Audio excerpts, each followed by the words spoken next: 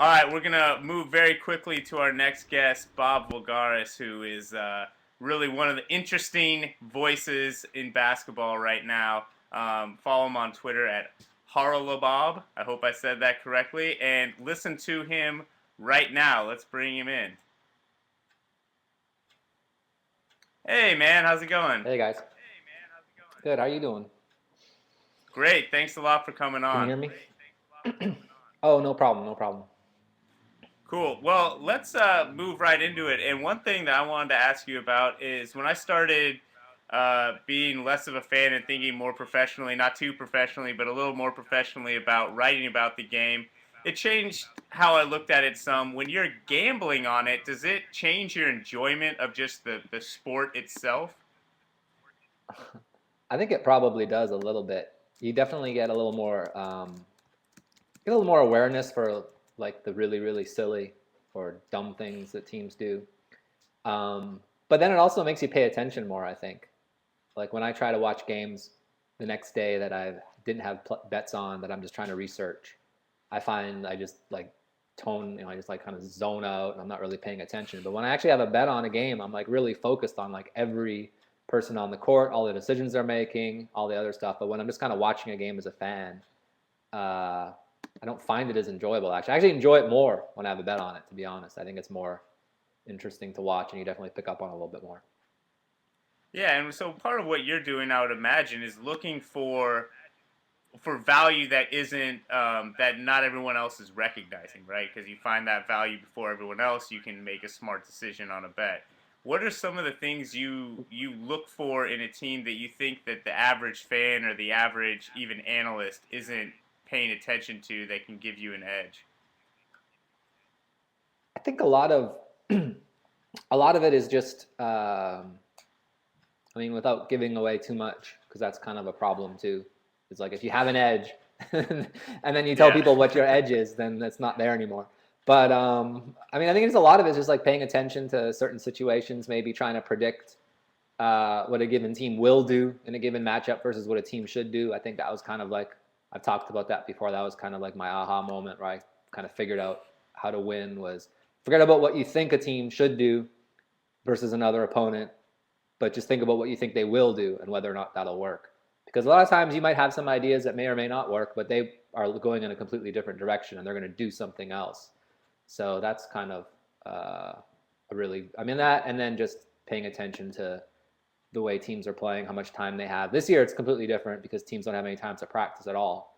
But a lot of it is just Right. seeing how teams come out of practice, their little time off at practice, what teams improve, prepare better when they're rested and have time to practice and prepare for an opponent, and what teams that have like 2 and 3 days off and try to play, and they basically have no clue what they're doing after a couple days. So it's almost like practice hurts them.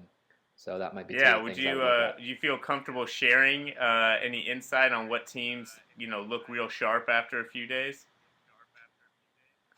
I think this year doesn't really matter because no one has any days off. I don't think anyone's going to look sharp ever throughout the whole season. It's just a joke, really. How I mean, players are like, I don't know which game. I watched the Wizards Charlotte game yesterday. I don't know why, but I did. Yeah. And I Why mean, in God's I name saw would you three. subject yourself? It was like the first game on, so I had no choice. It was like the only game on at 4 or whatever. And I was just like watching players like bounce the ball off their knees out of bounds. That happened like 4 or 5 times in the game where a guy just like took a pass, just hit him in the knee and went out of bounds. And my setup, I have a lot of games going on at the same time, and I just was like, wow, how many times is that gonna fucking happen? And then you look, and it happened like 5 or 6 times in like 45 minutes in all the different games, where a guy like flashes open to get the ball, and the guy bounce passes it off his knees, and it goes out of bounds. And that's just not Yeah. something you'd see in a normal season. A month into the Yeah, I season, you just noticed wouldn't that see that's that. But definitely you'll see it like this you year see a probably lot all of year. just the ball rolling around on the ground and like people running after it with their hands Yeah, out, and there's a lot of those really weird yeah. even in games between teams that are good, like even in that Clippers Miami game. Um, there's just really ugly weird plays. A lot of what you do is statistical in basis. Is there basically in a shortened season, how much can you trust stats, and how much do you have to kind of give into the randomness of the season and go with your gut a little more than you'd like to, or is that a factor at all? Well, look, basketball is a random sport. One game of basketball is really random. I mean, a guy shoots the ball, either goes in or it doesn't. That's it. So anytime you have something like that where there's like 100 of those a game for each team, a lot of way you can come away from a game, and if the game was played exactly the same way, they'd have a completely different outcome just based on whether the shot goes in or not. Sometimes shots spin in, they go out, guys miss layups. I saw Tony Allen miss like a wide open layup 2 nights ago, and then I saw him miss one like the night before and the night before that. But it's just like it's a random game. So I think the difference between this year and other years is just there's going to be a lot more randomness just because you have other factors like fatigue and just travel and all the other stuff that goes along.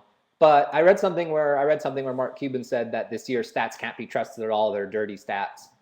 And I just couldn't disagree with that more. I mean, everyone's playing under the same constraints roughly. So the stats are valuable. There is definitely something to be said for the stats this year. You just have to adjust for what's going on the court and what's going on off the court. And as long as you can do that, then this year is no different than any other year. It's just a different game. And if you can't adjust for the difference in the game this year, then you shouldn't be looking at stats to begin with because you don't really have a clue what you're doing as far as I'm concerned.